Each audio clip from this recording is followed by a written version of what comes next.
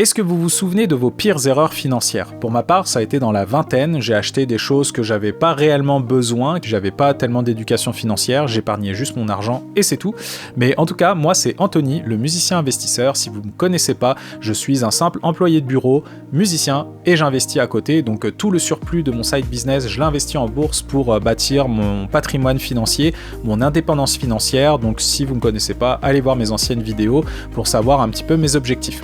Donc dans cette vidéo-là, je vais vous parler de mes erreurs financières que j'ai eues au courant de ma vie. Donc j'ai l'impression d'avoir 90 ans quand je dis ça. Et je suis persuadé qu'il y a des choses où vous avez fait les mêmes erreurs que moi. Et je vais vous les partager maintenant. La première erreur financière que j'ai eue, c'était d'acheter une voiture à semi-crédit. Beaucoup de gens achètent des voitures neuves à crédit. Ils n'ont pas forcément l'argent pour s'acheter une voiture. Mais voilà, on va faire un emprunt à la banque ou avec une carte de crédit, etc. pour payer sa voiture et s'endetter. Moi, ça a été mon erreur. Donc j'avais, pour la petite anecdote, j'avais acheté la voiture d'un de mes proches, justement, qui était très fiable, j'avais confiance en cette personne-là et j'ai pas eu de problème avec cette voiture-là, j'en suis encore vraiment très heureux, mais j'ai acheté une Fiat 500 pour me déplacer d'un point A à un point B et en plus je prenais pas souvent la voiture vraiment, mais je m'étais dit, avoir sa propre voiture, c'est cool. Donc j'avais 6 000 € de côté, normalement je devais partir aux États-Unis et finalement j'y suis pas allé et j'ai fait un emprunt de 5 500 €, donc ça a été,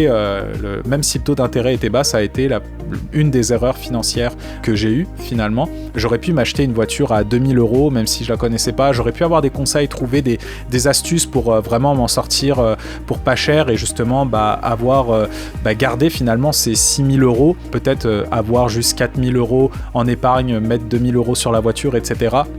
juste pour se déplacer d'un point A à point B.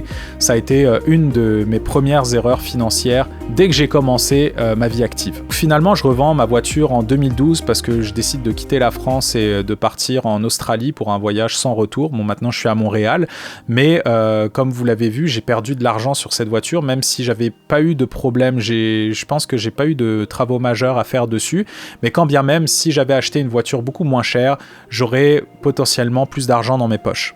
L'autre pire erreur financière, c'est de ne pas avoir investi plus tôt. J'essaye d'en parler vraiment autour de moi à des gens de ma famille qui sont jeunes et qui ont l'opportunité de commencer à investir sur le long terme, que ce soit en bourse ou en immobilier, peu importe. J'ai commencé à investir à l'âge de 32 ans, je pense. Donc là, j'en ai 35. Ça fait 3 ans. Si j'avais eu ce mindset, ce mindset-là, si je l'avais eu peut-être en France, j'aurais jamais eu l'opportunité de partir. Par exemple, je serais peut-être resté en France, j'aurais pas la même vie que j'ai aujourd'hui. Mais si je reprends vraiment les contextes que j'avais avant, je pense que j'aurais un beau patrimoine aujourd'hui. Mais dans tous les cas, à cette époque-là, je n'avais investi que 0. J'avais juste épargné. Je connaissais pas les investissements encore une fois, mais si à l'époque, en bourse ou dans l'immobilier, ne serait-ce que, 200-300 € par mois, j'aurais pu les mettre en bourse depuis 2013, 2013 jusqu'à 2024, là, ça ferait 11 ans, là, j'aurais été bien chanceux d'avoir ça,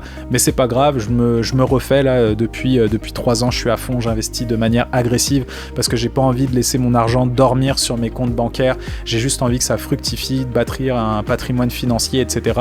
C'est ce qui permet de contrer l'inflation, parce que si vous laissez votre argent, encore une fois, sur votre compte chèque, qui n'a aucun intérêt, justement, vos 1 000 € que vous avez sur votre compte chèque, l'année d'après, ça va valoir 900, ça va valoir 920, 930, vous perdez de l'argent. Justement, c'est pour ça que j'ai créé cette chaîne YouTube, Le Musicien Investisseur, c'est parce que j'en parlais tellement autour de moi, des investissements, d'épargne, etc., de finances personnelles, je suis vraiment passionné par ça. Même si tu investis 50 € par mois pour commencer, 50 $, etc., c'est juste de commencer et d'avoir le mindset qui commence à travailler. Le truc, c'est de commencer tôt pour faire croître, et c'est vraiment une des erreurs, c'est de ne pas avoir investi au tout début. Une autre erreur aussi que j'ai eue, c'était dans les années 2010, c'est de ne pas avoir investi en immobilier. Parce que j'avais eu une opportunité que je pouvais saisir, c'était d'acheter un premier appartement.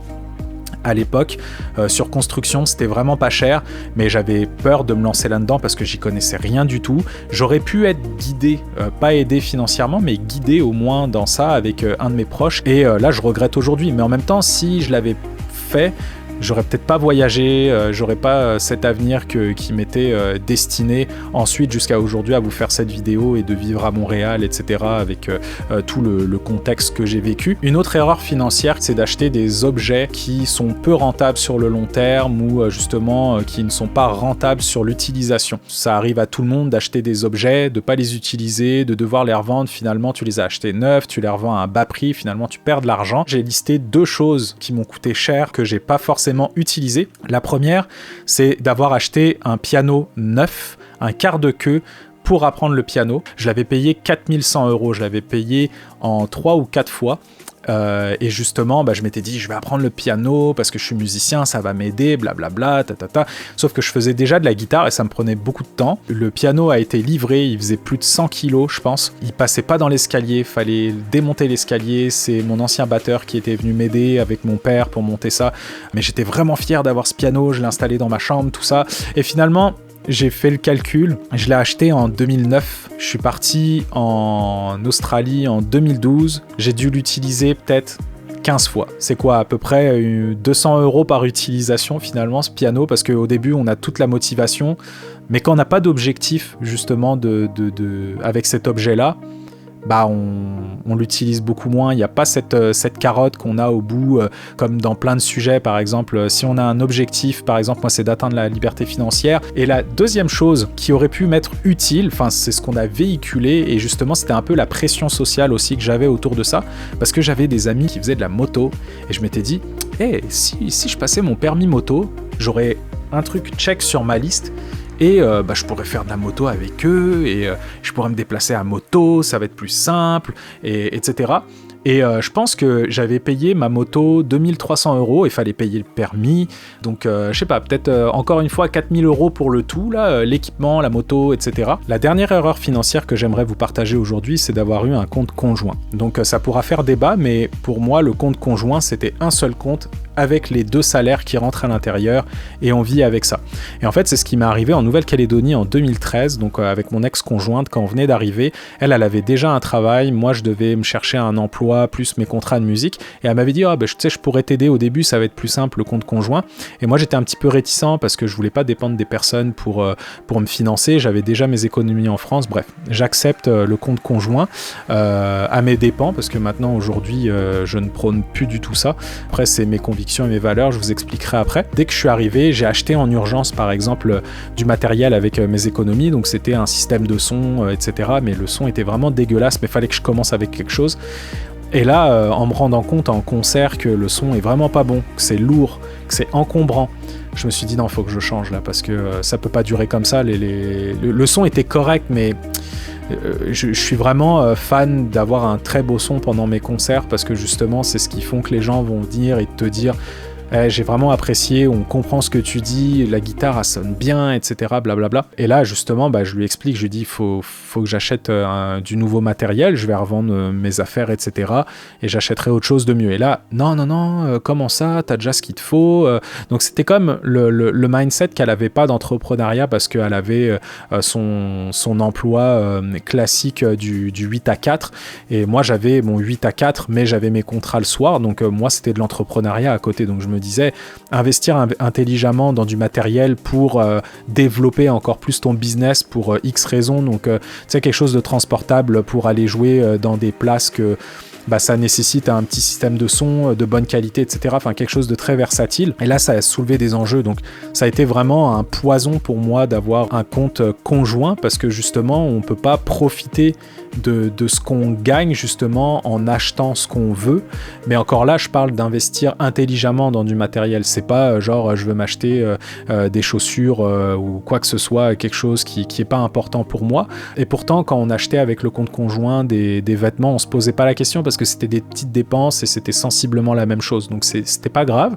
Mais pour l'achat du matériel musical, je suis vraiment content aujourd'hui que nous, dans notre couple actuel avec ma conjointe, on est 2 comptes séparés.